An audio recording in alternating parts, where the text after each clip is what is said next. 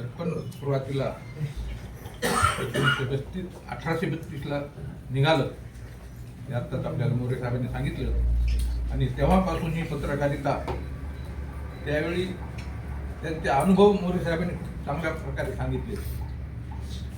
आणि त्यावेळेस पत्रकारितेचा आणि आजच्या पत्रकारितेचा फार वेगळा वातावरण आहे. आणि पत्रकारिता हे एक देशाचं चौथं खांब म्हणून सगळीकडे प्रसिद्ध आहे आणि सगळीकडे मानल्या जाते. त्याप्रमाणे आपण सर्व वागतात. आपल्याकडून दिलेल्या ज्या बातम्या असतात, मोरे साहेबांना सांगितलं की इलेक्ट्रिक आणि लेखीमध्ये एक वेगळा फरक आहेच. आम्हाला देखील कोर्टात एक असाच अनुभव आला होता की आमची जिंतूरची शाखा ज्यावेळी आम्हाला उघडायची होती, आम्ही त्याची मला वाटतं 9 तारीख दिली होती.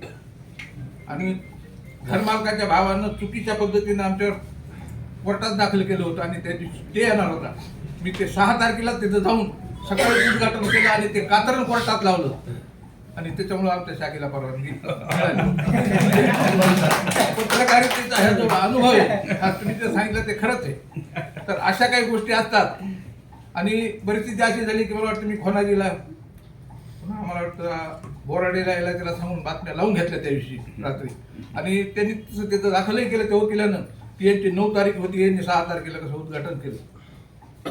हे मुद्दा म्हणून केलं असं त्यांनी हे केलं, पण ते म्हणला नाही की ते काहीतरी मुहूर्त असेल त्यामुळे ते झालं. तर असे हे असते.